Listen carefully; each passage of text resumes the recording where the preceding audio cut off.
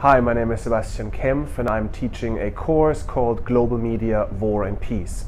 In that course I use Padlet as one of my favorite devices to enable students to crowdsource material onto this platform and then to use Padlet as a way for students to re-engage with the crowdsourced material in class for collaborative research and for analysis.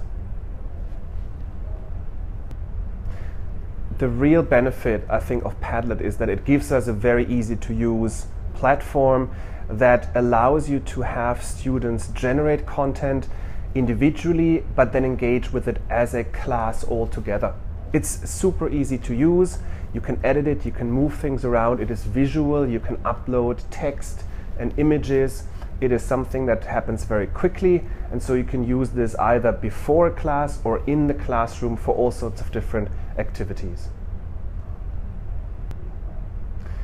The way I use it, for example, in my class is to make students individually analyze a particular image of War and Peace that they have taken from pre-allocated newspapers.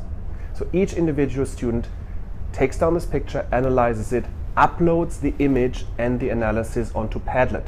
This all happens prior to us meeting in a media laboratory.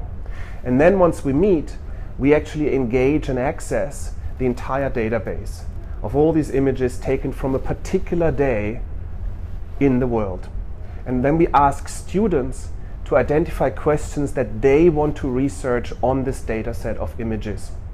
So that's a very nice example how I think you can use it for individual analysis, for assessment, to crowdsource elements, and to then have the entire class engage with what the class itself has generated. The wonderful thing about this is that students really feel a sense of ownership. They have generated the content and then they re-engage with that content, but not on an individual basis, but as teams and with an entire way larger data set. So I think one needs to be clear that while Padlet is extremely useful and helpful, it is not the panacea to our teaching problems or challenges. It is rather, as any technological platform, any technology, a tool that's quite useful as part of enabling us to do a methodology that is innovative in learning.